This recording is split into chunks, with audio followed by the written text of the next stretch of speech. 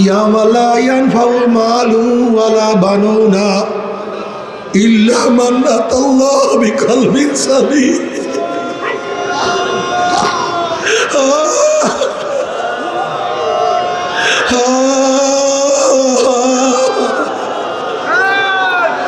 আল্লাহ কলমকে পরিষ্কার করিয়া দাও, তোমার নিজের পবিত্র কুদরতি হাতের দ্বারা কলমটাকে পরিষ্কার করিয়া দাও, তোমার কুদরতি হাতের দ্বারা কলমটাকে পরিষ্কার করিয়া দাও। চোখের পানি শুকাইও না, চোখের পানি শুকাইও না, জিকির বন্ধ করিও না, হালকা জিকির ছাড়িও না, মাসিক ইস্তেমায় যাইও। কলিজার থেকে আমার মাওলাকে ডাকিও, আল্লাহ ওরে আমার মাওলা,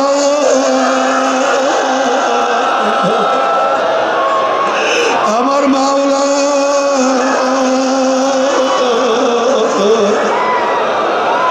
আমার মাওলা।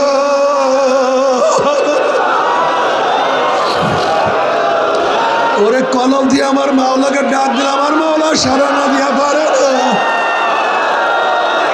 আমার মাওলা বলো উদুনি আস্তাজিব লাকুম, উদুনি আস্তাজিব লাকুম, ডাকো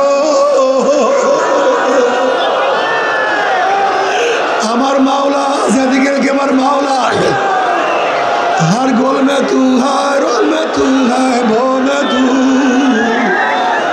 हर जात जिधर देखता हो भाई तू ही तू है, तू ही तू है, तू ही तू। আমি যেদিকে থেকে আমার মাওলা, আমি শয়নে মাওলা, আমার মৌলাতে মাওলা। ইন্না সলাতি ওয়া নুসুকি ওয়া মাহইয়ায়া ওয়া মামাতি লিল্লাহি রাব্বিল আলামিন। আমার সব মাওলার জন্য, সব মাওলার জন্য। মাওলার পাগল হইয়া যা, মাওলার প্রেমে পড়িয়া যা, মাওলার প্রেমে পড়িয়া যা।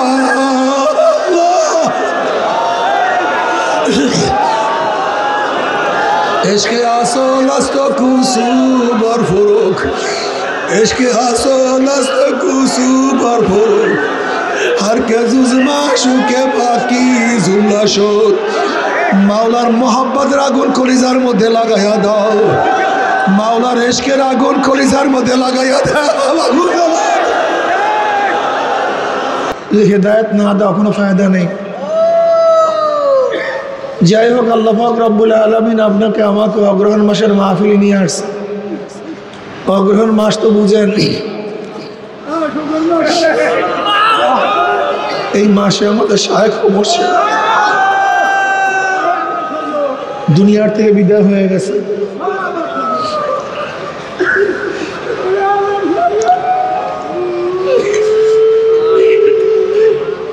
এই মাহফিল দাজান রহমতুল্লাহ আলী স্থাপন করেছেন। তিনি দুনিয়াতে নাই, শায়েখ রহমতুল্লাহ আলাই গোটা দুনিয়ার মধ্যে তরিকাকে পরিচিত করেছেন।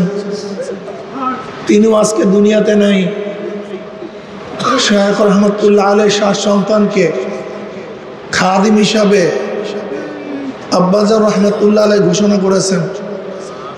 আমাদের মতো অযোগ্য নালায়েকরা মোটামুটিভাবে কাজ করতেছে, যদিও যোগ্যতা বলতে কিছু নেই।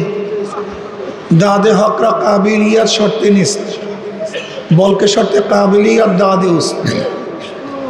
আমার মাওলা তো এত কুদরাতওয়ালা, এত শক্তিওয়ালা, এত ক্ষমতাওয়ালা, তিনি মরা গাছেও ফুল ফুটাতে পারেন, আবার জেতা গাছে ফুল নাও দিতে পারেন। আল্লাহ পাক সাধারণ মানুষ থেকে খেদমত নিতে পারেন, আবার বড় থেকে খেদমত নাও নিতে পারেন। সব কিছু আল্লাহ পাকের ইচ্ছা, সব আমার মাওলা। যাই হোক, চরমনাই ময়দান কি এটা প্রথম বুঝতে হবে। চরমনাই ময়দান একটা ভ্রাম্যমাণ মাদ্রাসা, এইটা একটা ভ্রাম্যমাণ মাদ্রাসা। চরমনাইতে দুইটা মাদ্রাসা, একটা হলো স্থায়ী মাদ্রাসা, আর একটা হলো ভ্রাম্যমাণ মাদ্রাসা। স্থায়ী মাদ্রাসা সবসময় ছাত্ররা থাকে, ওস্তাদরা সবসময় তালিম দেন, পড়ান, ছাত্ররা পড়ে, সবসময় তদারকির মধ্যে থাকে কোন ছাত্র নামাজ পড়ে নাই, কে নামাজ পড়ছে। অর্থাৎ তরিকা সুলুকের যে কাজটা সেটা মাদ্রাসায় করা হয়। তোমার কেন তাকবীরুল্লাহ ফেল হলো, তুমি কেন জামাতে আসতে পারো নাই, তুমি কেন এই কাজ করছো, এই কাজ করতে তোমার সুন্নাতের খেলাফ কেন, তোমার চুল বড় কেন, তোমার টুপি নাই কেন, তোমার লেবাসের মধ্যে সুন্নাত নাই কেন, তুমি দস্তারখানা বিছানায় কেন, তুমি ঘুমাবার সময় ডাইন কাঁধে শোও নাই কেন, তুমি ঘুমাবার সময় ডাইন কাঁধে শোও নাই কেন, তুমি ডাইন পাও দিয়া মসজিদে ঢোকা নাই কেন, বের হও নাই কেন বাম পাও দিয়া, মসজিদে ঢোকার 5টা আদব, বের হওয়ার 5টা আদব, এটা তুমি রক্ষা কেন করো নেই, তুমি ইস্তেনজাখানে এইভাবে ঢুকবা, এইভাবে বের হবো। অর্থাৎ একটা ছেলেকে, ছাত্রকে, ভাই একটু মাইক বাড়ায় দেন, ভিতরের মাইক একটু বাড়ায় দেন হালকা, ভাই আমার গলার অবস্থাটা বুঝছেন, কাজে আমার কথা বলতে কষ্ট হবে, আপনাদের বুঝতেও কষ্ট হবে, কাজে উভয়ের মধ্যে কাজ সারতে হবে, ঠিক আছে না ভাই? একটু ধৈর্য ধারণ করেন, বাকি তো আল্লাহ পাকের ইচ্ছা। আল্লাহ পাক বয়ান ছাড়াও হেদায়েত দিয়ে দিতে পারেন, এগুলি কিছু না, এগুলি সব ওয়াসাইল। হেদায়েত ছাড়াও আল্লাহ পাক, বয়ান ছাড়া কত মানুষকে আল্লাহ পাক হেদায়েত দিয়ে দিয়েছেন। এরকম হাজারো ঘটনা আছে। শায়েখ রহমতুল্লাহ আলাইহির চেহারার দিকে তাকাইছে, আল্লাহ হেদায়েত দিয়ে, মুসাফা করছেন, আল্লাহ পাক হেদায়েত দিয়ে দিয়েছেন। আসলে সোহবাত সবচেয়ে দামি, সবচেয়ে দামি সোহবাত। বয়ান তো গোটা দুনিয়ার মধ্যে চলতেছে, হাজারো চলতেছে, আমাদের বয়ান আর কি হেদায়েত হবে, আমরা নিজেরাই তো হেদায়েত প্রাপ্ত না। যাই হোক, যেটা বলতেছিলাম, মাদ্রাসায় যেটা তরিকায় সুলুক, অর্থাৎ ওস্তাদরা একটা ছাত্রকে 24 ঘন্টা দেখেন যে তোমার এই ভুল, এই ভুল, এইটা ঠিক না, এইটা ঠিক না, এইটা সদরাও, এইটা সদরাও, কথা ঠিক না। যেটা আগের জমানায় তরিকায় সুলুক ছিল। কিরে ভাই, মাইক ভিতরে বাজবে না কেন? ভিতরে মাইক বাজে না নাকি? মাইক কি বাজে না? না আমার কথা একেবারেই আস্তে হইতেছে? হ্যাঁ ভাই, কথা না বলি সবাই, সাউন্ড তো ঠিকই আছে, হরেন ঠিকই আছে ভাই, একটু বাজবে, শোনেন। এখন শুনতেছেন? এখন শুনতেছেন? মাশাআল্লাহ, ঠিক আছে, আলহামদুলিল্লাহ। বেশি বাড়াইলে আবার সমস্যা। এইটা হলো তরিকায় সুলুক। আগেকার জমানার মুরিদরা, তারা শায়েখের বাড়িতে এই কাজটা করত। তারা সেখানে কোরআন তেলাওয়াত শিখতো, মাসাইল শিখতো, আদব শিখতো, শরিয়া শিখতো, মারিফা শিখতো, উজু শিখতো, গোসল শিখতো। অর্থাৎ এলমে জাহির, এলমে বাতিনের গোটাটাই তারা শিখতেন। এমনকি দেখা যায় একজন, আমাদের এখন মাদ্রাসা একটা ছেলে থাকে কত, 12 বছর 13 বছর, তৎকালীন সময় শায়েখের দরবারে 30 বছর 40 বছর পর্যন্ত শায়েখের দরবারে থাকতো। 1-2 বছর না, 30-40 বছর পর্যন্ত তারা শায়েখের দরবারে থাকতেন। তারা অনেক খেদমত করতেন, যা ইচ্ছা তাই করতেন। এটার নমুনা হইল আহলে সুফফাদের মতো। আহলে সুফফাদের অবস্থাটা কি? আহলে সুফফাদের কোনো কাজ ছিল না, তারা কাজ করতেন না, ব্যবসা বাণিজ্য কিছুই করতেন না। যেটা আবু হুরায়রা রাদিয়াল্লাহু তাআলা আনহুর রওয়ায়াত থেকে আপনারা জানেন, হযরত আবু হুরায়রা রাদিয়াল্লাহু তাআলা ইসলাম গ্রহণ করেছেন 6ষ্ঠ অথবা 7ম হিজরিতে। 6ষ্ঠ অথবা 7ম হিজরিতে। নবী আলাইহিস সালাতু ওয়াস সালাম দুনিয়ার থেকে বিদায় হয়েছেন 11 হিজরিতে। মাত্র 3-4 বছর আগে হযরত আবু হুরায়রা রাদিয়াল্লাহু তাআলা ইসলাম গ্রহণ করেছেন, অথচ সবচেয়ে বেশি হাদিস রওয়ায়াত তিনি করেছেন। তাকে প্রশ্ন করা হয়েছে, তুমি নব মুসলিম, তুমি আমাদের আগে মুসলমান হও নাই, কিন্তু তুমি এত হাদিস রওয়ায়াত করো কিভাবে? তখন তিনি জবাব দিয়েছেন, হে আনসারীরা, তোমরা তো বাগান নিয়ে ব্যস্ত ছিলা, কৃষি নিয়ে ব্যস্ত ছিলা। মুহাজির, তোমরা তো বাজার করার, ব্যবসা করার মধ্যে ব্যস্ত ছিলা। আর আমি আবু হুরায়রা কি করতাম? আমার না ছিল বাগান, না ছিল ব্যবসা, আমি সবসময় নবীর চেহারার দিকে তাকায়া থাকতাম। আমার কাজই ছিল তার চেহারার দিকে তাকায়া থাকতাম। আমার নবী কি বলতেন, কি করতেন, যেটা বলতেন মুখস্থ করতাম, যা করতেন আমল করতাম, আমি তার দিকে তাকায়া থাকতাম। আবু হুরায়রা রাদিয়াল্লাহু তাআলা আনহু বললেন, ইয়া নবী আল্লাহ, মনে থাকে না, আপনি যা বলেন মনে থাকে না, ইয়াদ থাকে না, ভুলে যায়। নবী আলাইহিস সালাতু ওয়াস সালাম বলবেন না সাল্লাল্লাহু আলাইহি ওয়াসাল্লাম, ভাই বয়ান তো গোটা বাংলাদেশে সারাদিন করি, এরপর আপনাদের মুখ থেকে সাল্লাল্লাহু আলাইহি ওয়াসাল্লাম কেন বের হবে না আমি জানি না। এই অভ্যাস কেন হবে না? এই অভ্যাসে পরিণত হওয়া চাই। যখনই নবী আলাইহিস সালাতু নাম শুনবেন অটোমেটিক বের হবে সাল্লাল্লাহু আলাইহি, মনে করতে হবে কেন, এমনি বের হয়ে যাবে, এমনি সাল্লাল্লাহু, এটা বের হয়ে যাবে এমনিতেই। এটাই তো মোহাব্বত, এটাই ইশক। কিন্তু আমরা ইশক বুঝি না, মোহাব্বতে বুঝি না। যাই হোক, আবু হুরায়রা রাদিয়াল্লাহু তাআলা আনহু বললেন, ইয়া নবী আল্লাহ, মুখস্থ থাকে না, ইয়াদ থাকে না, মনে থাকে না। নবী আলাইহিস সালাতু ওয়াস সালাম চাদর নিলেন, একটা কাপড় নিলেন বা রুমাল নিলেন, রুমালের মধ্যে হাত দিলেন, বলে আবু হুরায়রা বুকের মধ্যে লাগাও। নবী আলাইহিস সালাতু ওয়াস সালাম সরদার দো আলম আলাইহিস সালাতু হাতের স্পর্শকৃত কাপড় যখন বুকের মধ্যে লাগাইলেন, তিনি বললেন, এরপরের থেকে আমি কোনোদিন আর ভুলতাম না, যা শুনতাম সেইটাই ইয়াদ হয়ে যাইত। অন্য রওয়ায়াতের মধ্যে নবী আলাইহিস সালাম সিনার মধ্যে হাত দিলেন, হাত দিয়ে স্পর্শ করলেন, এরপর আর তিনি বলতেন না। এই যে দেখেন, নবী আলাইহিস সালাতু ওয়াস সালাম হাত দিয়ে স্পর্শ করছেন, রুমালের মধ্যে হাত দিয়েছেন, লাগাইছেন। যদি এখন আধুনিক যারা ইসলাম বিশ্বাস করে, আধুনিক ইসলাম আছে না, এরা মনে করবে এটা আবার কি, এবার আবার কি, বা এটা কি, কি কথা ঠিক না? আধুনিক ইসলাম আর নবী আলাইহিস সালাতু ইসলামের মধ্যে আসমান জমিন পার্থক্য। আধুনিক ইসলামের মধ্যে আধুনিকতা, আর নবী আলাইহিস সালাতু ইসলামের মধ্যে মোহাব্বত এবং ইশক ভরা। আধুনিক ইসলাম এটা হলো স্বাদ ছাড়া কোনো জিনিস যেরকম খাওয়া হয়, যার মধ্যে কোনো স্বাদ নেই, মজা নেই, কি কথা ঠিক না, সোলা চাপানো হয়। আর নবী আলাইহিস সালাতু ওয়াস সালামের ইসলামের মধ্যে কি আছে, আকলও আছে, মুহাব্বতও আছে, কি কথা ঠিক না, আকলও আছে, মুহাব্বতও আছে। আধুনিক ইসলামের মুহাব্বত নেই, শুধু আকল, শুধু জ্ঞান, মুহাব্বত নেই। যাই হোক, এই যে স্পর্শ করা, হাতে ছাপ দেয়া, নবী আলাইহিস সালাতু ওয়াস সালামের কাছে বাচ্চাদেরকে নিয়ে আসতেন, ফামাসা রাসাহু ফাদাআ লাহু, বুখারীর মধ্যে রওয়ায়াত আছে, নবী আলাইহিস সালাতু মাথা স্পর্শ করতেন, দোয়া করতেন। পীর মুদির মধ্যে এটা দেখা যায়, কথা ঠিক না? এগুলি কিন্তু আধুনিক ইসলামের মধ্যে দেখা যায় না। এগুলি দেখবেন যারা পীর মুদি করে তাদের মধ্যে এরকম দেখা যায় ফুঁক দেওয়া। এখন দেখবেন আধুনিক ইসলামের মধ্যে কেউ ফুঁক দেয় না, লিডারও কাউকে ফুঁক দেয় না, এবং তার সাগরাদরা ফুঁক, কারণ থেকে আস্থাই তো নাই যার ফুঁকে কাজ হবে, কি কথা, এত আস্থাই নেই যে ফুঁকে কাজ হবে, এর জন্য ফুঁক নেয়ও না, ফুঁক দেয়ও না। কিন্তু নবী আলাইহিস সালাতু সাহাবারা ফুঁক নিতেন, ফুঁক দিতেন। মুসলিমের মধ্যে রওয়ায়াত আছে, আসমান আবু বকর রাদিয়াল্লাহু আনহু ফরমান যে নবী আলাইহিস সালাতু ওয়াস সালামের একটা দাড়ি মোবারক আমার কাছে ছিল, যদি কাউর চোখে ব্যথা হইতো, রোগ হইতো, আমি পানির মধ্যে ভিজাইয়া সেটা চেহারার মধ্যে লাগাই দিতাম, চোখের মধ্যে লাগাই দিতাম, ভালো হয়ে যেত। এখন যদি আধুনিক ইসলামের মধ্যে এটা দেখান, তাহলে এটা আবার কি ভাই, ইসলাম ইসলাম নাকি, আমরা তো ইসলাম বুঝি না। আধুনিক ইসলাম ভিন্ন জিনিস, নবী আলাইহিস সালাতু জমানার ইসলাম কি সম্পূর্ণ ভিন্ন জিনিস। তো আবু হুরায়রা রাদিয়াল্লাহু তাআলা হলে সুফার মধ্যে থাকতেন, সব সময় তার দিকে তাকায় থাকতেন।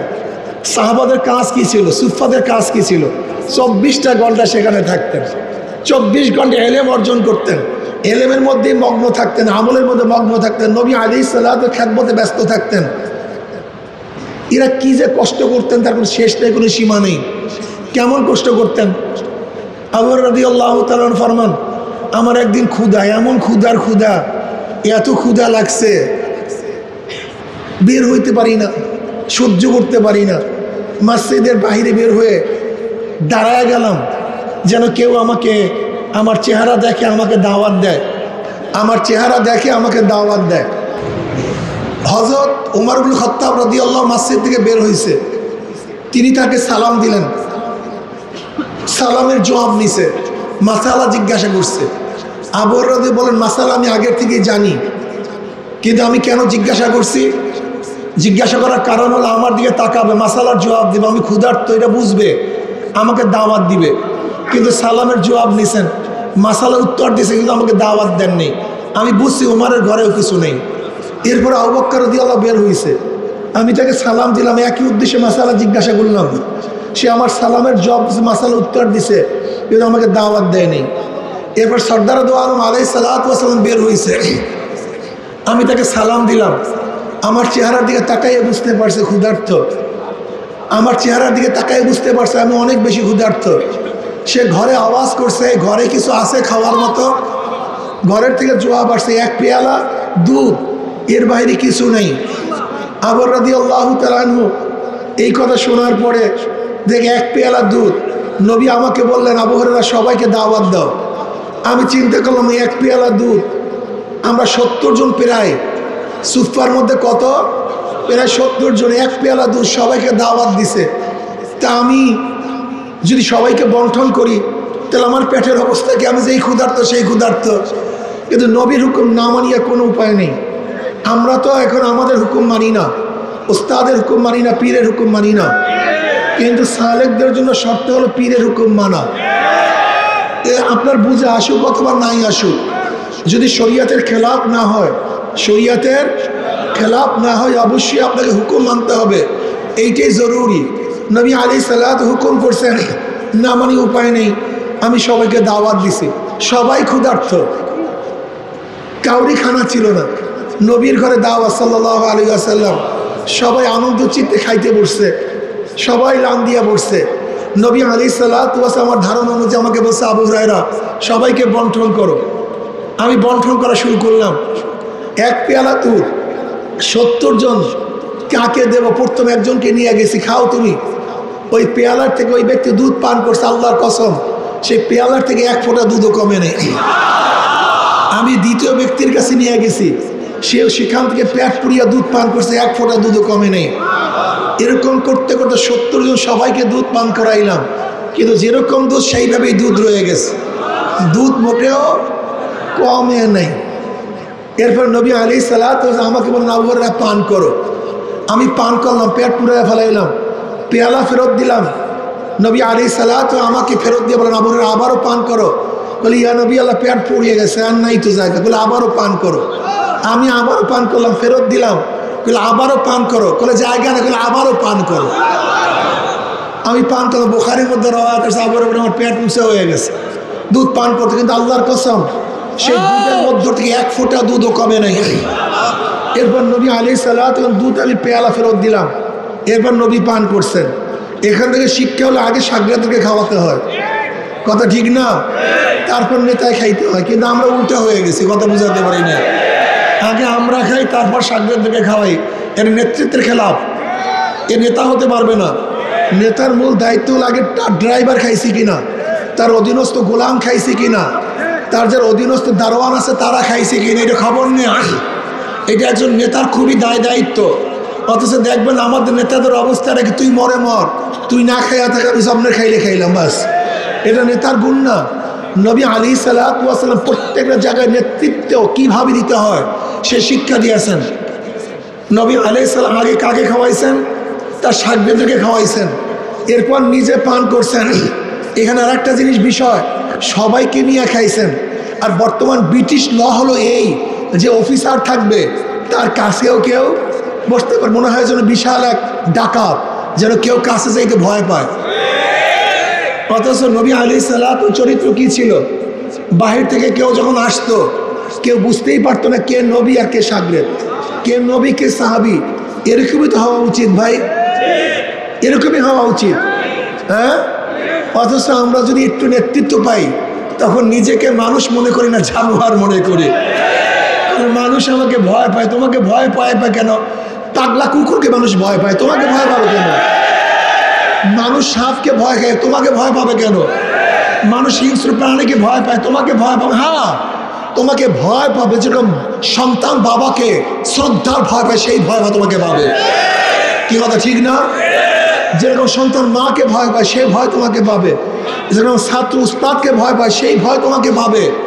কিন্তু উকরিমার রসুল মাখাফাতা শাররিহি ইজাত্তুখিজাল ফাইউ দুআলান ওয়াল আমানাতু মাগনামান ওয়াজ যাকাতু মাগরামান ওয়া তুআল্লিমুল গায়রিদ্দিন ওয়া আতার রাসূল ইমরাতাহু ওয়া আক্কা উম্মাহু ওয়া আদনা সাদিকাহু ওয়া আকসা আবাহু ওয়া যাহারাতুল আসওয়াত ফিল মাসাজিদ ওয়া সাদাল কবিলাতা ফাসিকুহুম ওয়া কানা যাহিবুল কওমি আরজুলাহুম ওয়া উকরিমার রাসূল মাখাফাতা শাররিহি ওয়া যাহারাত আসওয়াতুল মাসা ওয়া যাহারাত কায়ানাতু বিমাআজিব ওয়া শুরুল খুমুর ولعن آخر هذه الأمة أولها فليرتب عند ذلك ريحا حمراء وزلزلة وخسفا ومسكا وقصفا وآيات تتابع نظام كتي سلك فتدابا তিরমিজির মধ্যে রওয়ায়াত আসছে আজকে মানুষকে কেন ভয় করি আবু হুরায়রা রাদিয়াল্লাহু তাআলা রওয়ায়াত আসছে ইজাত্তিখাজাল ফাইউ দুআলান যখন মানুষ মালে ফায়কে এটা লুটের মাল মনে করবে অথচ এর মধ্যে শরীয়তের বন্টনের হক আছে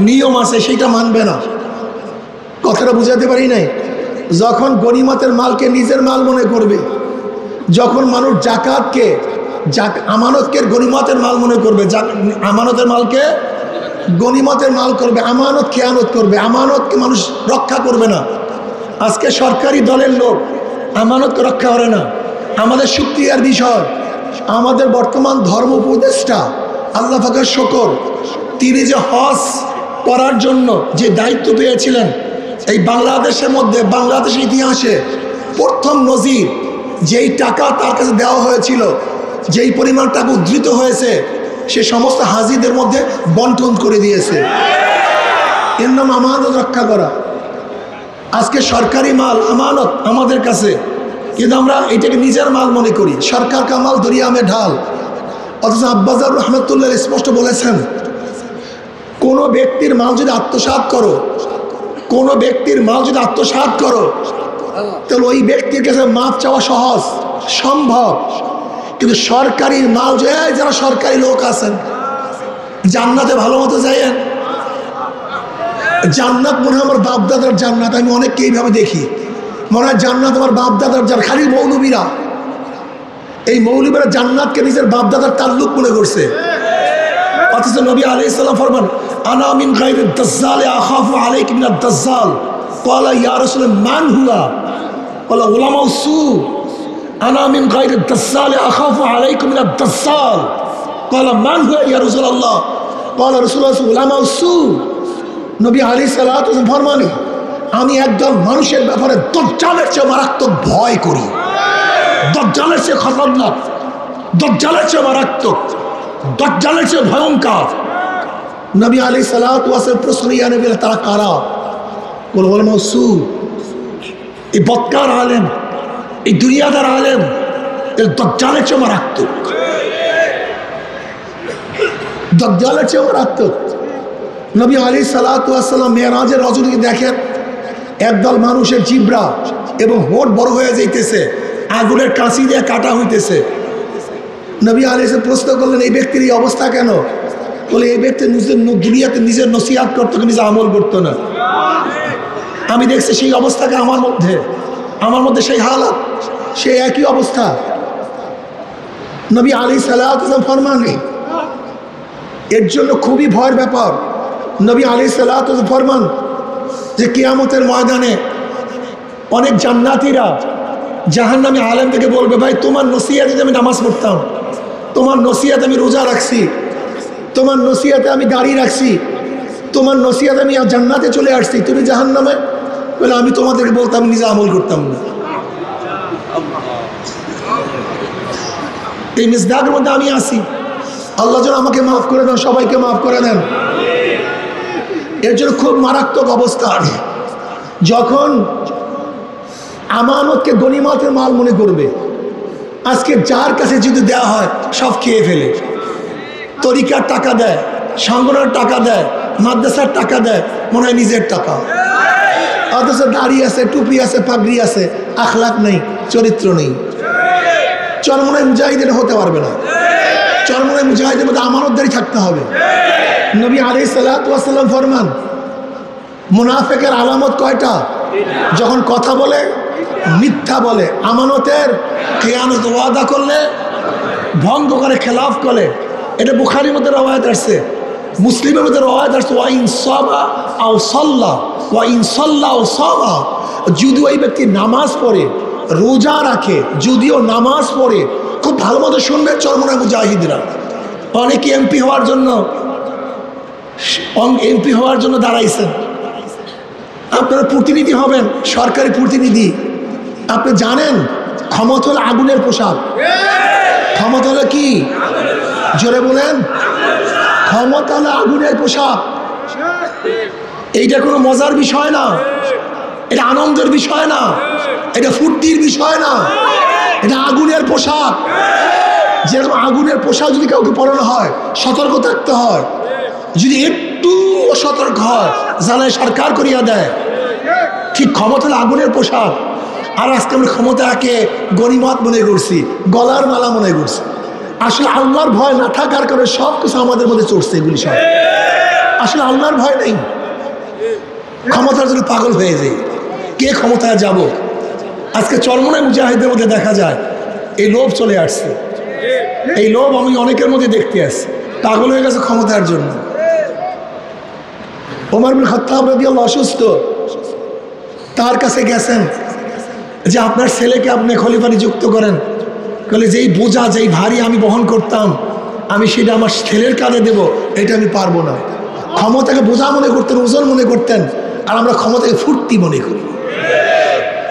বুঝবা কয়েকদিন পর ক্ষমতা কেমন ফুর্তি। ক্ষমতাকে ফুর্তি মনে করে, আনন্দের বিষয় মনে করি, নিয়ামত মনে করি ক্ষমতাটাকে। হ্যাঁ, ক্ষমতা নিয়ামত, কিন্তু যে ক্ষমতাকে ব্যবহার করতে পারে, যে ক্ষমতাকে ব্যবহার করতে পারে সে নিয়ামত না বরং ধ্বংসের কারণ। আজকে সিগারেটি হওয়ার জন্য পাগল হয়ে যায়, সভাপতি হওয়ার জন্য পাগল হয়ে যায়। এমনকি দেখা যায় বাতিলপন্থীদের সংগঠনের মতো আমাদের সংগঠনের মধ্যেও কমিটি গঠন নিয়ে লাগছে গ্যাঞ্জাম। তার মানে ওর মধ্যে শয়তান ঢুকছে, ও তরিকা বোঝে নাই, ও চরমোনাই তরিকার মধ্যে নেই, ওর মধ্যে শয়তান ঢুকছে। এত সহজ মাওলাকে পাওয়া, মাওলাকে পাওয়া সহজ হইলে নবীরা এত কষ্ট করছেন কেন, এত সাধনা করছেন কেন? যখন আমানতের মালকে গনিমতের মাল মনে করবে, যখন এলমে দিন শিখবে না বরং দুনিয়ার হেলেমের জন্য পাগল হয়ে যাবে, যখন মানুষ স্ত্রীর পাগল হবে, স্ত্রীর আনুগত্যতা করবে কিন্তু মাকে শত্রু মনে করবে, মার কথা অমান্য করবে, যখন অন্যকে বন্ধু মনে করবে আর নিজের বাবাকে শত্রু মনে করবে, যখন মসজিদের মধ্যে সরগোল শুরু হয়ে যাবে, দুনিয়ার কথাবার্তা শুরু হয়ে যাবে, ও সাদ আল কবিলাত ফাসিকহুম, যখন কবিলার গোত্রের নিকৃষ্ট এবং গুনাহগার ব্যক্তি নেতা হবে,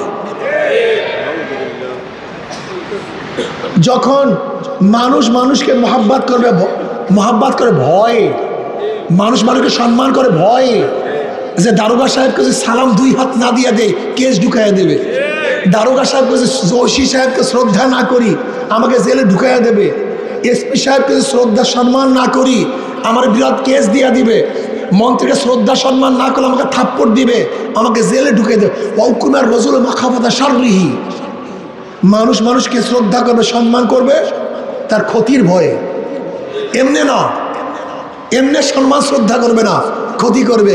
এই গুন্ডাকে আমি শ্রদ্ধা না করলে আমাকে থাপ্পড় দিবে, এই গুন্ডাকে আমি যদি দাঁড়ায় সালাম না করি আমাকে লাথি দিবে।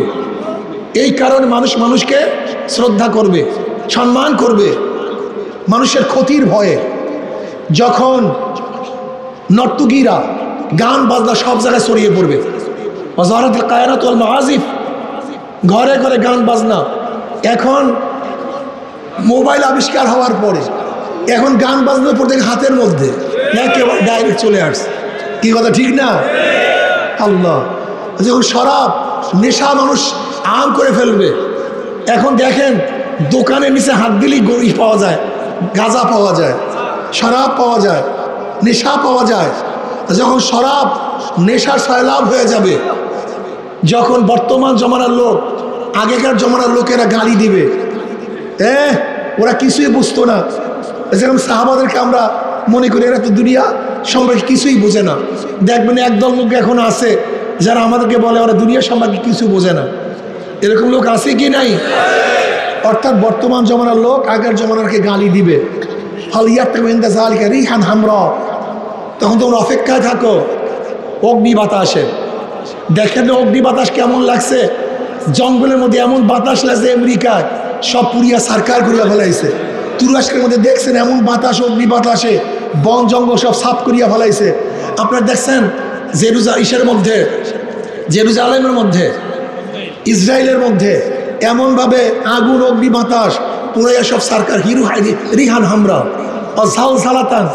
কয়েকদিন আগে বাংলাদেশে একটা ধাক্কা দিয়ে গেছে, ভূমিকম্প, একটা নাড়া দিছে।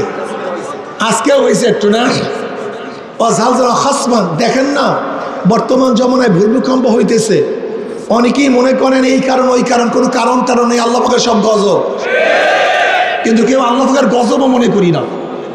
আমরা ভূমিকম্পকে আল্লাহ পাকের গজবও মনে করি না, কারণ কোনো হুঁশও নেই। হাসমান, জমি ধসে যাবে, হঠাৎ করে জমি ধসে যাবে। অমাসখান, মানুষের আকৃতি পরিবর্তন হয়ে যাবে, চেহারা অন্যরকমের হয়ে যাবে। এরপর নবী আলাইহিস সালাতু ওয়াস সালাম ফরমান, যেরকম তসবির রশি ছিঁড়িয়া গেলে একের পর এক দানা পড়তে থাকে, মাঝখানে ফাঁক থাকে না, এইভাবে একের পর এক গজব আসতেই থাকবে। সেই জমানা আসতেছে। এখন মানুষকে শ্রদ্ধা করে তার ক্ষতির ভয়ে। কি কথা ঠিক না? আমরা আমাদের শ্রদ্ধা সম্মানের জন্য করি না, ক্ষতির ভয়ে শ্রদ্ধা করি। সরকারি লোকদেরকে বুঝতে হবে, তুমি একজন খাদেম, সাইয়্যিদুল কওমি খাদিমুহুম, কওমের খাদেম, ওই কওমের গোলাম হয়, খাদেম হয়। কওমের নেতা কওমের খাদেম হয়, নিজেকে খাদেম মনে করিও। একজন আব্বাজার রহমতুল্লাহ আলাই এই স্টেজ আমাদেরকে দাঁড় করেছেন খাদেম, নিজেদেরকে পীর মনে করা। কিন্তু এই নফস দমন করা আরও কঠিন। আমি দেখছি যতই চিন্তা করি নফসের মধ্যে আসি, আমি জানি কি। এর জন্য খুব মারাত্মক অবস্থা। মান আরাফা নফসাহু ফাকাদ আরাফা রাব্বা, যে নিজেকে চিনতে পারছে সে আল্লাহকে চিনতে পারছে। বুজুর্গানি দিন বলেন, এটা খুব কঠিন মাসালা, এত কঠিন মাসালা যার কোনো শেষ নাই, কোনো সীমা নেই, এত কঠিন মাসালা। যাই হোক, আমরা যেটা বলতেছিলাম, সাহাবায়ে কেরাম রিদওয়ানুল্লাহ আজমাইন সাধনা করছেন। আল্লাহ পাক কালামে পাকের মধ্যে ফরমান, ইন কুনতুম তুহিব্বুনাল্লাহ ফাত্তাবিউনি, যদি আল্লাহকে মহব্বত করতে চাও তাহলে আমার ইত্তেবা করো। কার ইত্তেবা? নবী আলাইহিস ইত্তেবা করতে হবে, অনুসরণ করতে হবে। আতিউল্লাহ আতিউর রসুল, ইত্তেবা করতে হবে আল্লাহ, ইত্তেবা করতে হবে আল্লাহ পাকের রসুলের। কোনো অবস্থাতেই যদি আপনি আল্লাহর রসুলকে অমান্য করেন, এটা কুফরি, এটা কুফরি। আমরা দেখা যায় ফরজকে মানি কিন্তু সুন্নাত মানি না। ফাত্তাবিউনের উদ্দেশ্যটা কি? নবী আলাইহিস সালাতু ইত্তেবা, অনুসরণ। তিনি যা করছেন, যা করার জন্য বলছেন, সব কিছু করতে হবে, সব কিছু মানতে হবে। কি কথা ঠিক না? আজকে অনেকের সুন্নাতের মোহাব্বত নেই, সুন্নাতের ভালোবাসা নেই। সুন্নাতকে যুক্তির দ্বারা সুন্নাতকে বাদ দিতে চাই। আজকে দেখা যায় অনেক মুজাহিদের মধ্যেও সুন্নাতের সেই খেয়াল, আগের মতো মোহাব্বত নেই। মনে রাখতে হবে, সুন্নাত যদি বাদ দাও তোমার কিছুই থাকবে না। নবী আলাইহিস সালাতু ওয়াস সালাম মোহাব্বত প্রমাণ করে সুন্নাতের উপরে। কিসের উপরে ভাই? সুন্নাতের উপর। যে যত সুন্নাত অনুযায়ী চলবা, সে তত বেশি আমার নবীকে মোহাব্বত করবা, সে আমার নবীকে তত ভালোবাসবা। সুন্নাত ছাড়া কোনো মারেফত নেই, সুন্নাত এভাবে চলতে হবে। শরিয়াত মারেফত আলাদা কোনো বিষয় না। শরিয়াতটা মুকদ্দম তার আগনো, মারেফত আর শরিয়াত নিস বীরু। শরিয়াত ভিতরে মারেফত হয় না। এলমে বাতেন কাইসু কি বলেন না,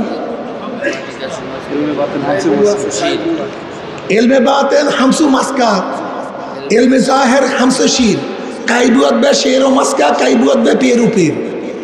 এলমে বাতেন হামসু মাসকা, এলমে জাহের হামসু শির। এলমে বাতেন হলো মাখনের মতো। এলমে বাতেন কিসের মতো? এলমে শরিয়াত দুধের মতো। কাইবুয়াত বে শের মাসকা, কাইবুয়াত বে পেরু পীর। আপনাকে অবশ্যই মনে রাখতে হবে, আপনি দুধ ছাড়া কোনোদিন মাখন পাবেন না, আর পীর ছাড়া, শায়েখ ছাড়াও কোনোদিন পীর হওয়া যায় না। একজন শায়েখ ছাড়া কোনো শায়েখ হওয়া যায় না, একজন রাহনুমাই ছাড়া পথ চলা যায় না। এর জন্য আপনাদের অবশ্যই মনে রাখতে হবে, যারা মনে করেন আমরা মারেফাতে আছি শরিয়াতে নাই, এরাও গলতের মধ্যে আছেন। শরিয়াত এবং মারেফাত এইটা ভিন্ন কোনো জিনিস না, কিন্তু শরিয়াতকে অবশ্যই প্রাধান্য দিতে হবে। শরিয়াত বাদ দিয়া মারেফাত অর্জন করা যায় না। আমাদের চরমনায় মুজাহিদদের মধ্যে একদল দেখা যায় যে যাদের মধ্যে আল্লাহ পাক কিছু মোহাব্বত দিছে, মোহাব্বত দেওয়ার পরে সঠিক রাস্তা বাদ দিয়া বাইপাস রোডে হাঁটা শুরু করছে। তুই নিয়ামতের কদর করতে পারলি না গাধা। আল্লাহ নিয়ামত দান করছিল, অনেক মুজাহিদকে দেখছে আল্লাহ পাক অনেক নিয়ামত দান করছিল, কিন্তু এখন তাকে দেখতে আছে নিয়ামতকে আল্লাহ পাক জানি না কোন গুমরাহির কারণে ওর নিয়ামত ছিনিয়ে নিতে আসে।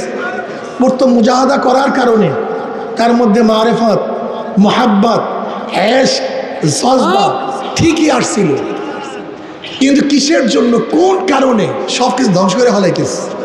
এখন আর সেই দিকে যায় না, সেই দিকে চলে না। এমনকি এমনও শুনছি কিছু চরমনে মুজাহিদরা বিভিন্ন জায়গায় গিয়ে রাত্রে অনুষ্ঠান করে, যার মধ্যে হারাম হারাম গান পর্যন্ত তারা সেখানে গায়। এরকম শোনা যায়। আল্লাহ মাফ করে দেবে। তুমি নিয়ামতকে ধ্বংস করে ফেলছ, তুমি শেষ করে ফেলাইছ। আল্লাহ আমার নিয়ামত দান করছিল, তুমি কত চেষ্টা সাধনা করার পরে যে নিয়ামত আল্লাহ তোমাকে দান করছে, সেই নিয়ামত তুমি নিজের হাতে পায়ের মধ্যে দলিত করতে আস। তোমার কত ত্যাগ, তুমি নামাজের মধ্যে ঠিক মতো পড়ছ। তোমার দেখো তো সেই আগে সেই হালাত আছে কিনা। চরমনে অনেক মুজাহিদ প্রথম যে অবস্থা ছিল ওখানে অবস্থা নাই। খাস করে ইসলামী আন্দোলনের উপরে জোর দেওয়ার পরে তরিকার অবস্থা কেড়ে আসে। এখানে শেষের পথে। আমি জানি না আগামী 10, 15, 20 বছর কী হবে, এটা আমার জানা নেই, আমি জানি না। এমনকি হাজারো ইসলামী আন্দোলনের লোকেরা ধারণা করে জিকির আজকাল আমাদের জন্য না। আজকে আমিল মুজাহিদ পীর সাহেব হুজুর বয়ান করছেন ফজরের সময়, চমৎকার বয়ান করছেন।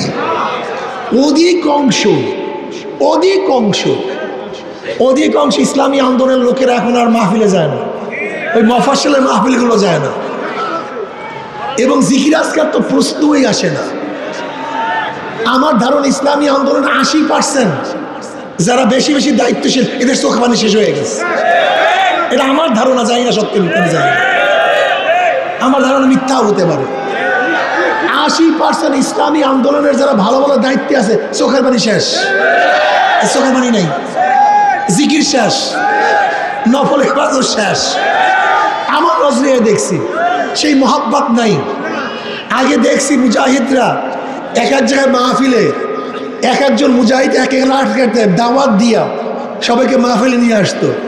এখন একা কোনো কারণে আসে, কোন লোকের দাওয়াতও দেয় না। সে জজবা নাই, তো সে জজবা শেষ হয়ে গেছে, সেই জজবা নাই। এইটা কি ইসলামী আন্দোলন? ইসলামী আন্দোলন করা হয়েছে তোমাকে হাকিকত থেকে দূরে রাখার জন্য। তুমি কোন দিকে যাইতেছো?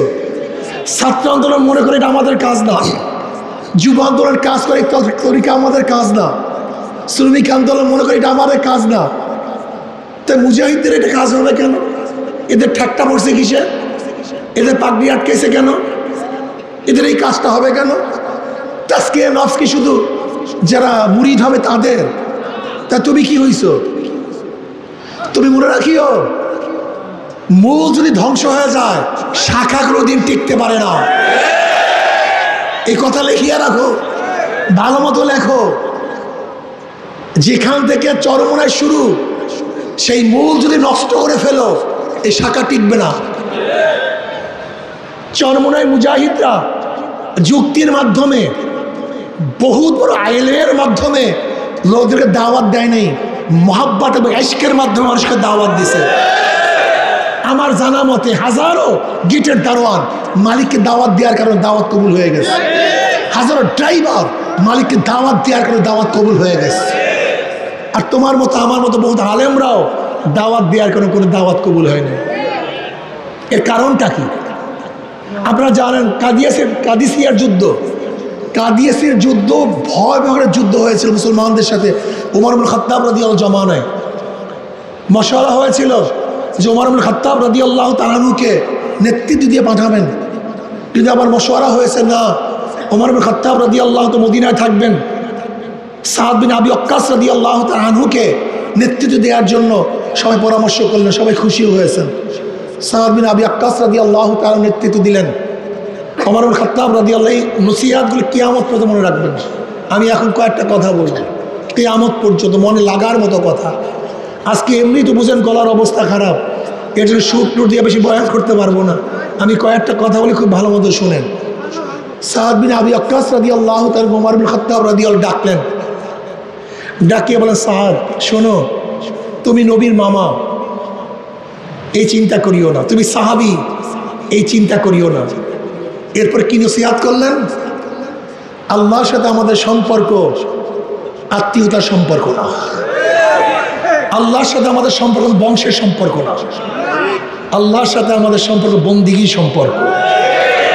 এটা সবচেয়ে কঠিন কথা। আল্লাহর সাথে আমাদের সম্পর্ক বন্দিগির সম্পর্ক, বংশের না।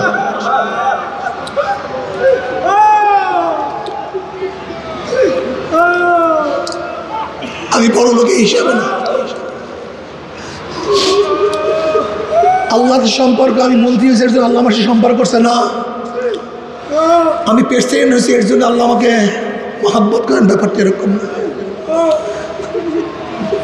আল্লাহর সাথে আমাদের সম্পর্ক কিসে? ইবাদতে। শোনো সাদ, আল্লাহর কাছে কে বড়, কে ছোট, কে বংশীয়, কে নন বংশীয়, কে মন্ত্রী, কে এমপি, কে প্রেসিডেন্ট, কে পীর, কে মুরিদ, আল্লাহর কাছে এর কোনো পরিচয় নাই। এর কোনো পরিচয় আল্লাহর কাছে।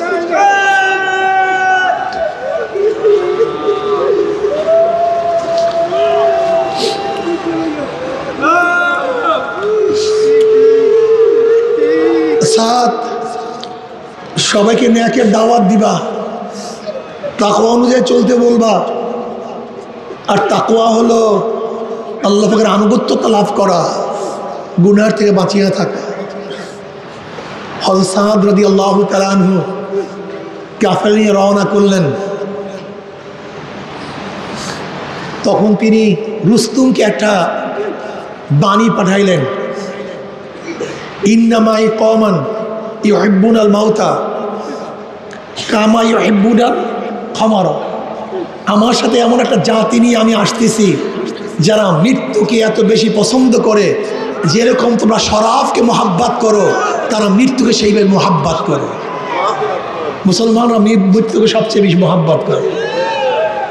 ইন্নামাই কওমান ইউহিব্বুনাল মাউতা, আমার সাথে এমন একটা কম নিয়ে আসতেছি যারা সবচেয়ে মৃত্যুকে বেশি মোহাব্বত করে, সেই কম নিয়ে তোমাদের কাছে আসতেছে। আমাদের সাথে আল্লাহর সম্পর্ক কি ভাই? জোরে বলেন। না তুমি মন্ত্রী, না তুমি এমপি, না তুমি মিনিস্টার, না তুমি কোরাইশি, না তুমি চামার না ঋষি, তুমি চামার না ঋষি,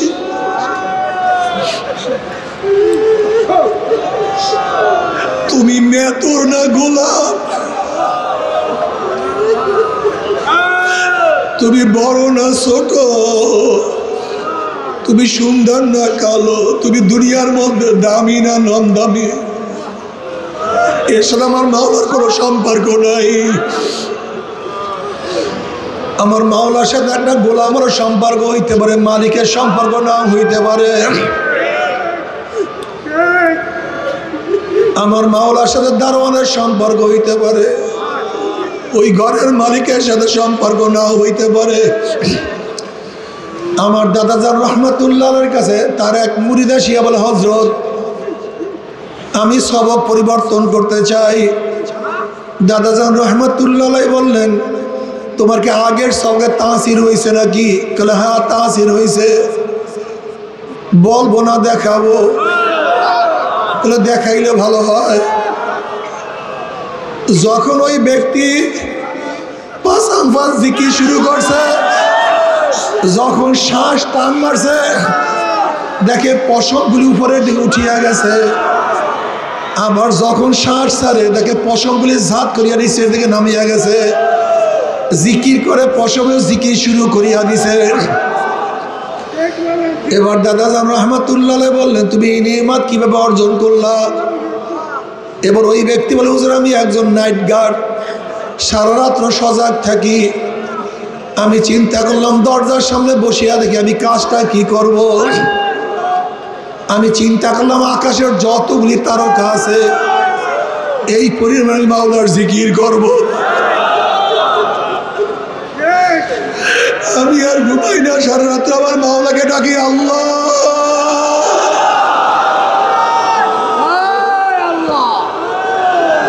আল্লাহ।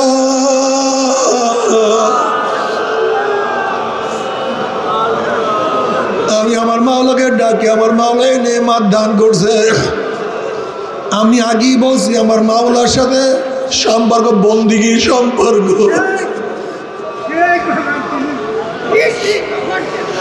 যে যত ইবাদত করবা সে তো আমার মাওলাকে পাবা। দেখো আমরা বারবার একটা কথা বলতে চাই, এখান থেকে ঢাকা আমাদের থেকে অনেক দূরে। কেউ যদি ভাষান্তরে যায় ঢাকা দূরে না কাছে, ঢাকা কাছে। আবার কেউ যদি চাঁদপুরে যায় ঢাকা আরো কাছে। কেউ যদি মুন্সিগঞ্জে যায় ঢাকা আরো কাছে। তার মানে ঢাকা ঢাকার জায়গায়, তুমি দূরে তুমি কাছে, তুমি অগ্রসর হও তুমি পিছনে যাও। ঠিক আমার মাওলা আমার মাওলার জায়গায় আছে, তুমি দূরে আমি দূরে। যারা মাওলার দিকে অগ্রসর হয় তারা মাওলার কাছে,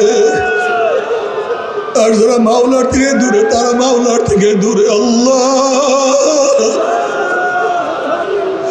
আসলে মাওলা মাওলার জায়গায় আছে, তুমি দূরে আমি দূরে, অমুকে কাছে অমুকে কাছে।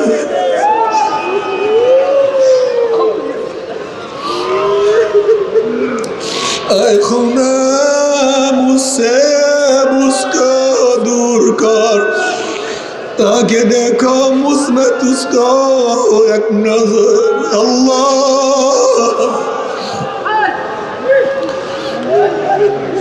আল্লাহ তুই আমাদের সবাইকে মাফ করিয়া দাও।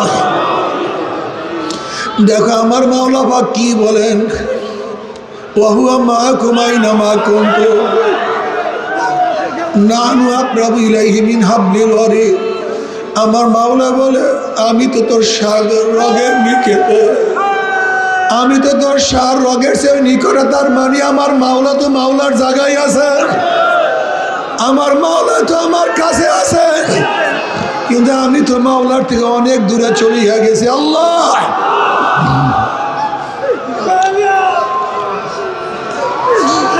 এখন তোমাকে আমাকে সাধনা করিয়া মাওলার কাছে যাইতে হবে। ইমাম গাজালি রহমাতুল্লাহ আলাইহি ফরমান, মাওলার মধ্যে বন্দার মধ্যে ৭০,০০০ নূরের পর্দার ব্যবধান। এক একটা পর্দা অতিক্রম করতে ৫০০ বছরের সময় লাগে। এবার ইমাম গাজালি রহমাতুল্লাহ আলাইহি বলেন, আমার মাওলা যাকে কবুল করে, আমার মাওলা যাকে পছন্দ করে, ১ সেকেন্ডের মধ্যে ৭০,০০০ নূরের পর্দা ভেদ করিয়া আমার মাওলা বন্দাকে কাছে ডাকিয়া নেয়। আল্লাহ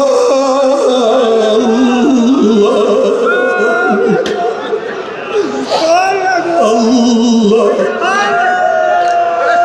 ইব্রাহিম আদম রহমাতুল্লাহ আলাইহি বলকের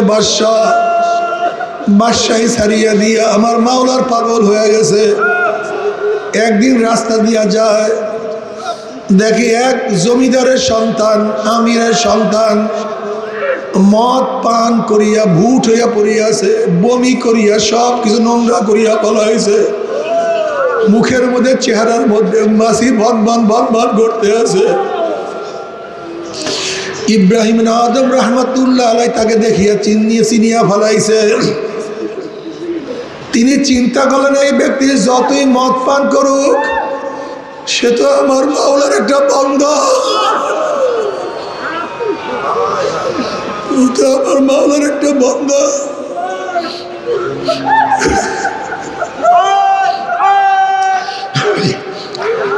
ইব্রাহিম আদম রহমতুল্লাহ আলাইহি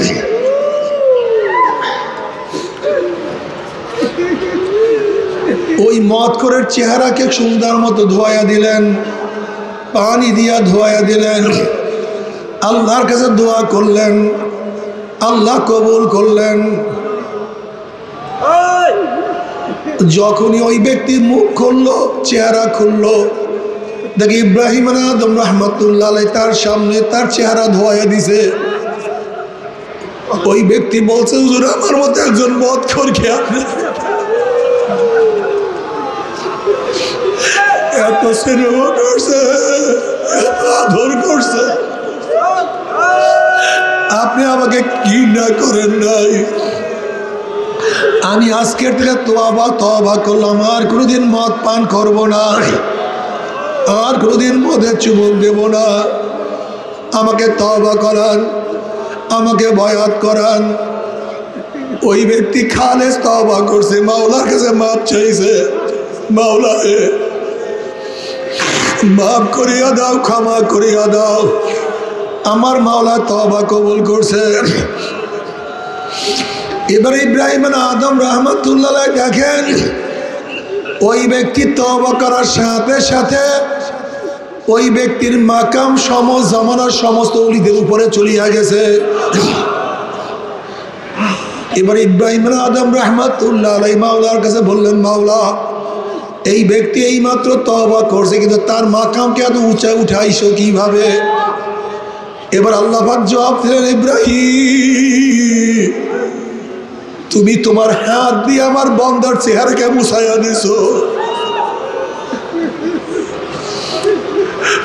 তুমি আমার আব্দ আমার গোলাম হিসেবে আমার বান্দাকে ঘৃণা করো নাই। ওর সাথে আমার ঈমানের সম্পর্ক ছিল, আমাকে বিশ্বাস করতো। তুমি আমার জন্য তোমার বাসায় ছাড়িয়া দিছো, আমার জন্য সব কিছু ত্যাগ করিয়া ফেলাইছো। যেহেতু তুমি তোমার হাত দিয়ে ওর চেহারা মুছাইয়া দিছো, আমি মাওলার কুদরতি হাত দিয়ে ওর কলবকে ধোয়াইয়া ফেলাইছি।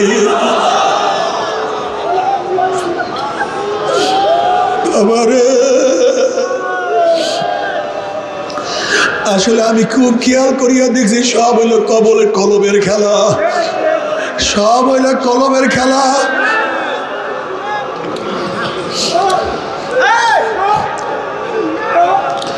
আল্লাহ আল্লাহ। আব্দুল্লাহ ইবনে মুবারক রাহমাতুল্লাহ আলাইহি বহুত বড় মুহাদ্দিস ছিলেন, হাফিজুল হাদিস ছিলেন, বহুত বড় বুজুর্গ ছিলেন। আব্দুল্লাহ ইবনে মুবারক রাহমাতুল্লাহ ইমাম বুখারীর উস্তাদ ছিলেন, ইমাম আযমের শাগির্দ ছিলেন। এই আব্দুল্লাহ ইবনে মুবারক রাহমাতুল্লাহ আলাইহি ইন্তেকালের পরে তার এক শাগির্দ স্বপ্ন দেখে যে আব্দুল্লাহ ইবনে মুবারকের উপরেও এক কামারের মর্যাদা হয়ে গেছে, আগে জান্নাতে চলিয়া গেছে। উনি আশ্চর্য হয়ে গেছেন, জমানার বহুত বড় ইমাম, বহুত বড় বুজুর্গ, তার চেয়েও কামারের মর্যাদা কিভাবে বেশি হইতে পারে? ওই ব্যক্তি ঘুমের থেকে জাগ্রত হওয়ার পরে কামার স্ত্রীর কাছে গেছে, বলে তোমার স্বামী কি আমল করত, কেমন কি আমল করত?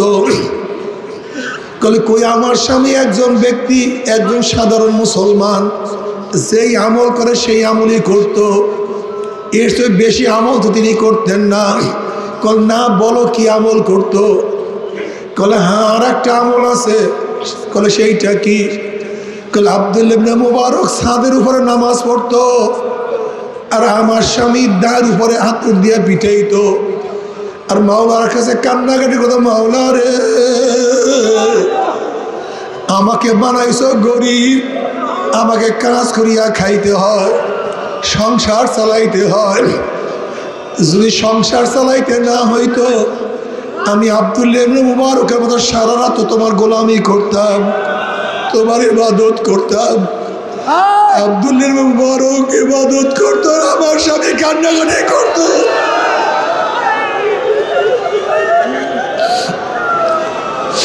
আমার স্বামী আফসোস করতো,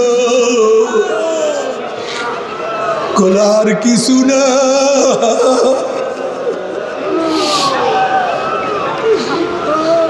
আর কিছু না। এই কারণে মাওলা পাক রব্বুল আলামিন তোমার স্বামীর মর্যাদা বাড়ায় দিয়েছে। বাবারে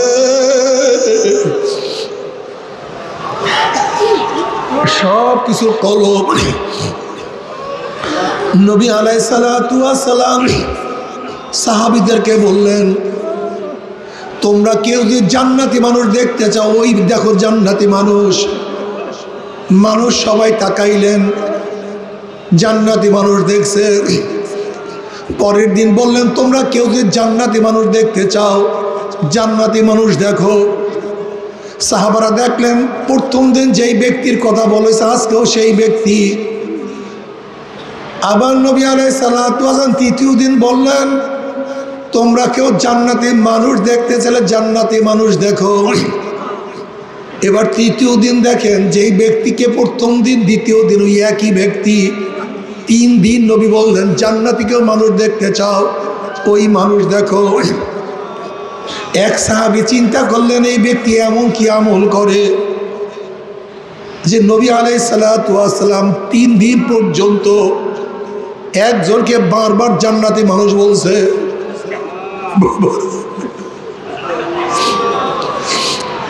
যেই সাহাবী গেছে সে খুব বেশি ইবাদত করতেন, অনেক বেশি আবেদ ছিলেন, সারা রাত নামাজ পড়তেন, সারাদিন রোজা রাখতেন। সেই সাহাবী ওই জান্নাতি মানুষের মেহমান হইলেন তার ইবাদত দেখার জন্য। উনি দেখেন ইশারের নামাজের পরেই সে ব্যক্তি ঘুমায়া গেছে। আবার তাহাজ্জুদের সময় তাহাজ্জুদ পড়ছে। ফজরের পরে সাধারণ যে মুসলমানরা আমল করে সেইভাবে আমল করছে, রোজাও রাখে নাই। অর্থাৎ একজন সাধারণ মুসলমান যেই পরিমাণ আমল করে, ফরজ, ওয়াজিব, সুন্নাত, মুস্তাহাব, মুস্তাহসান, এর বেশি ইবাদত করে নাই। ওই ব্যক্তি চিন্তা করছে, মনে হয় আজকে ইবাদত করার সুযোগ পায় নাই, আগামীকাল করবে। দ্বিতীয় দিন দেখে একই প্রথম দিনের মতো সাধারণ মানুষ যে ইবাদত করছে, ইবাদত এর বেশি না। উনি চিন্তা করলেন, আজকে মনে হয় পারে নাই, তৃতীয় দিন মনে হয় ইবাদত করবে। তৃতীয় দিন দেখে একই প্রথম এবং দ্বিতীয় দিনের মতো স্বাভাবিক ইবাদত, বেশি ইবাদত করে নাই।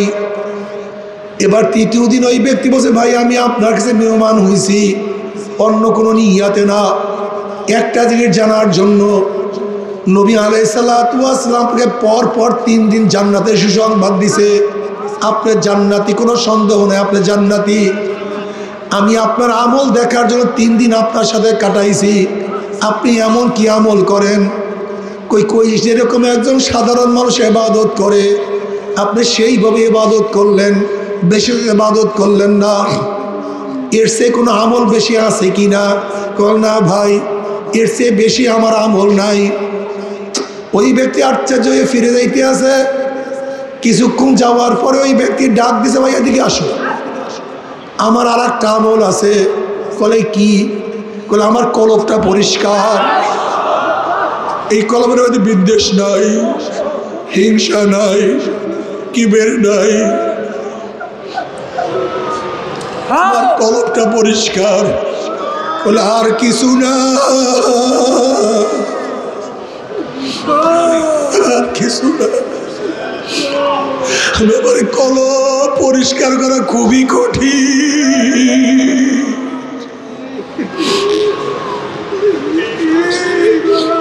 কি যে কঠিন! এই দরিয়ায় ঝাঁপ দেওয়ার আগে বুঝবেন এই দরিয়া কত কঠিন।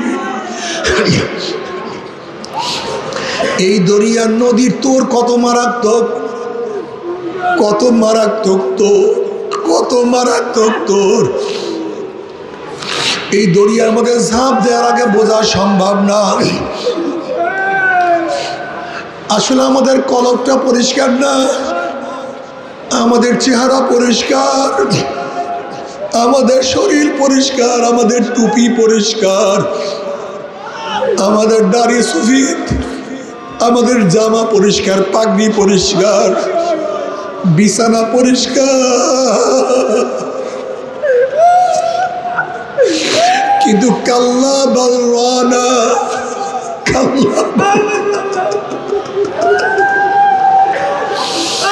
আমাদের কলবটা নষ্ট হয়ে গেছে, নষ্ট হয়ে গেছে। কাল্লা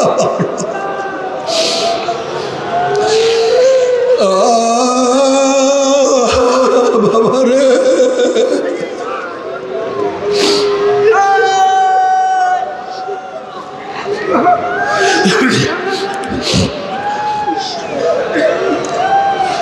কলব পরিষ্কার করো, খুব কঠিন।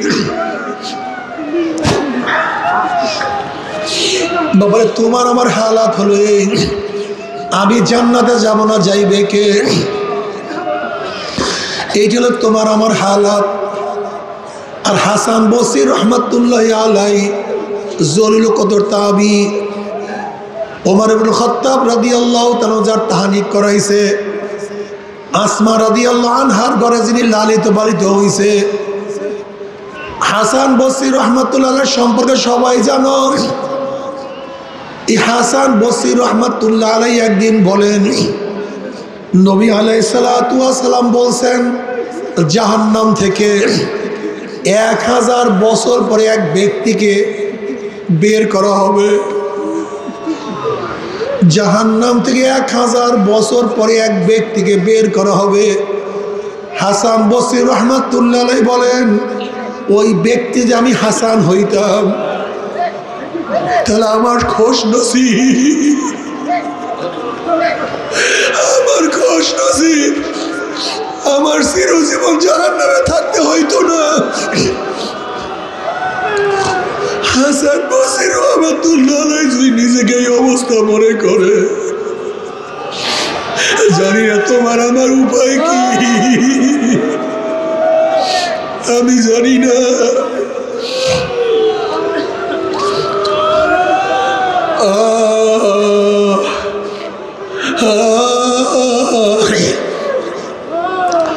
থানবী রহমাতুল্লাহ আলাইহি ফরমান, মাওলা আমাকে মাফ করিয়া যদি জান্নাতুল লোকের জুতাও বানাইয়া দেয়, আমার জন্য খোশ নসিব। তুমি জান্নাতুল জুতা হইয়া থাকি, অথচ তুমি আমি নিজেকে কত বড় মনে করি, জানি না।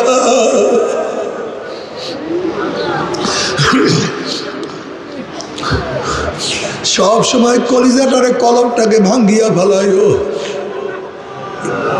মাওলা তোমাকে পাইলাম না, তোমাকে রাজি খুশি করতে পারলাম না।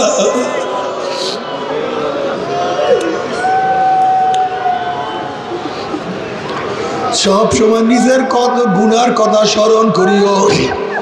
ইয়া আইয়ুহাল মুযনিবুল মুসিযারাইমু লা তানসা যানবাকা ওয়াজকুর মা সালাফা। এ চরম গুনাহগার, হে চরম পর্যায়ে গুনাহগার, গুনার কথা বলিও না। মরার আগে মাওলার কাছে তওবা করিয়া মরিও।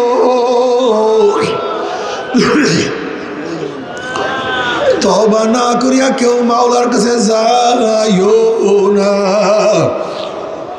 এ আমার চরমনের মুজাহিদেরা, এ আমার সাধারণ বাবারা, এ আমার পর্দানের মা বোনেরা, এই চরমনের ময়দান ক্ষমতা দখল করার কোনো ময়দান না। এই চরমনের ময়দান ক্ষমতায় যাওয়ার কোনো ময়দান না। এই চরমনের ময়দান টাকা পয়সা কামাই করার কোনো জায়গা না। এই চরমনের ময়দান সম্মান ইজ্জত কামাই করার জায়গা না।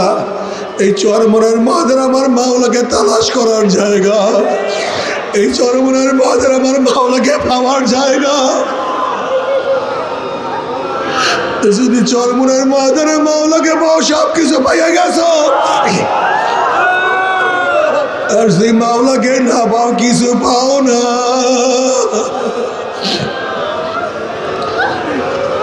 কিছু পাও না। আল্লাহ এই জন্য কলবকে সব সময় মাওলার দিকে ঝুঁকায় রাখিও। ইয়াওমা লা ইয়ানফাউ মালু ওয়ালা বানুনা ইল্লা মান আতাল্লাহ বিকলবিন সালিম।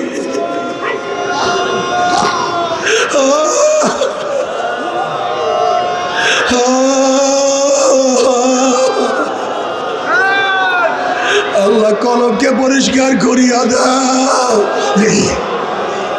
তোমার নিজের পবিত্র কুদরতি হাতের দ্বারা কলবটাকে পরিষ্কার করিয়া দাও।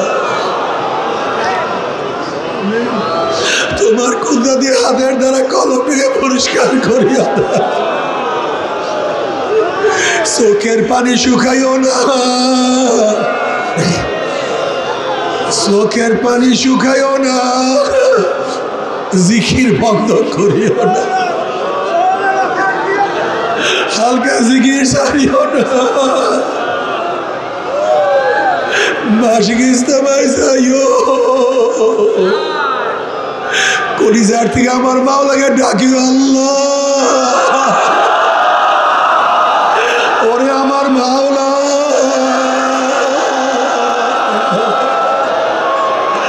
আমার মাওলা,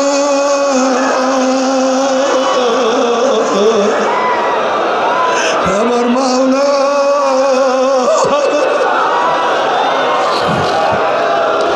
ওরে কলম দিয়ে আমার মাওলাকে ডাক দিলে আমার মাওলা সারা না দিয়া পারে না। আমার মাওলা বলে উদুনি আস্তাজিব লাকুম, উদুনি আস্তাজিব লাকুম, ডাকো।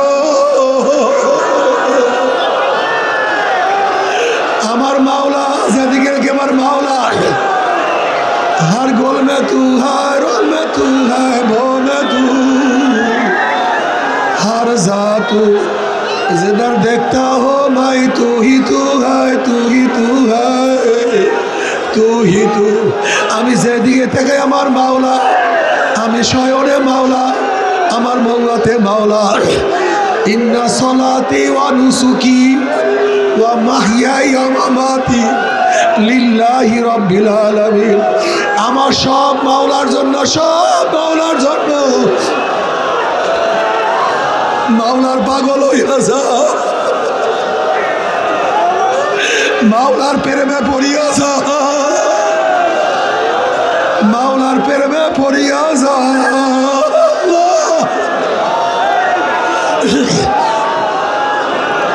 इश्क़ आसल است कुसू बर फुरुक, इश्क़ आसल است कुसू बर फुरुक, हर के जुज माशुके बाकी जुमला शोध। মাওলার মোহাব্বতের আগুন কলিজার মধ্যে লাগাইয়া দাও, মাওলার ইশকের আগুন কলিজার মধ্যে লাগাইয়া দাও। মাওলার ইশক মোহাব্বতের আগুন লাগাইয়া দাও। মাওলা আমি তোমাকে চাই, তোমাকে চাই। আয় খোদা মুঝসে মুঝকো दूर कर, आए खुदा मुझसे मुझको दूर कर, आए खुदा मुझसे मुझको दूर कर, ताकि देखो मुझमें तुझको एक अल्लाह।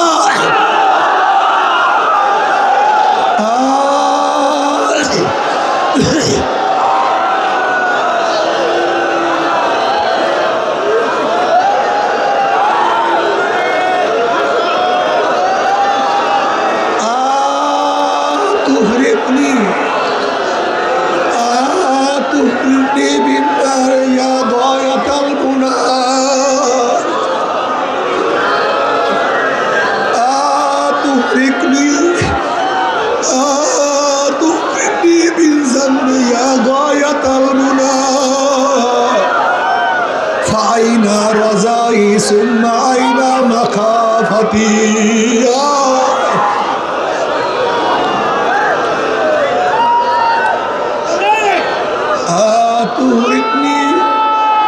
आतुरिकनी बिन्नार या गायतल मुना, फाइना रज़ाई सुम्मा आइना मखाफती। এ আমার শেষ ভরসা, এ আমার শেষ আশ্রয়স্থল, এ আমার শেষ জায়গায়। তুমি কি আমাকে আগুনে জ্বালাবা?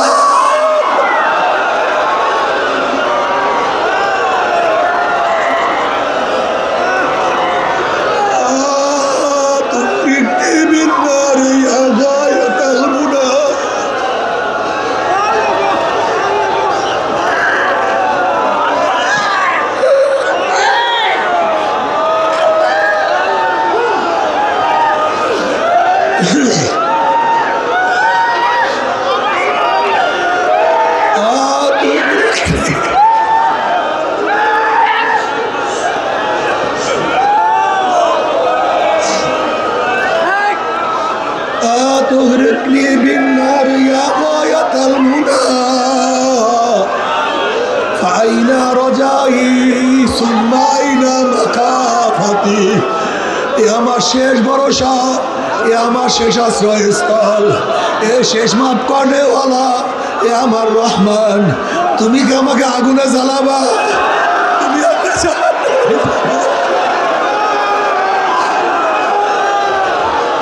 যদি আমাকে জাহান্নামে দাও, তাহলে আমি তোমার আশা করছিলাম সেইটার কি হবে? আমি তোমাকে ভয় করতাম, সেইটার কি হবে? আমি তোমাকে ভয় করতাম, সেইটার কি হবে? আমি তোমার ভরসা করতাম, সেইটার আমার কি হবে?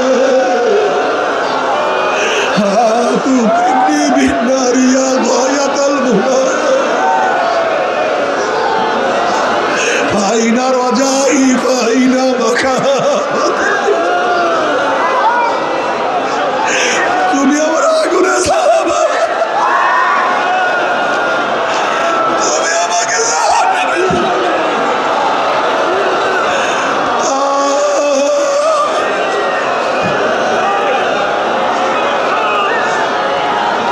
আল্লাহ আমাদের সবাইকে মাফ করিয়া দাও, আমাদের সবাইকে ক্ষমা করিয়া দাও।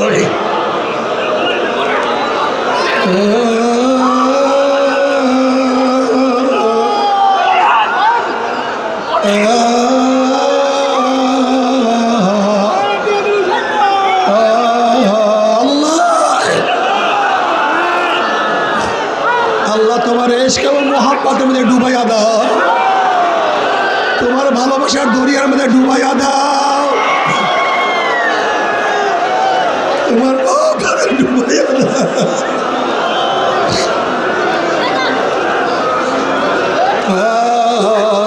আশিকারা রোজে মাশার মা কিয়ামত কারনিস, আশিকারা রোজে মাশার মা কিয়ামত কারনিস, আশিকারা দুস্তামাশা ই জামানো ইয়ারনিস।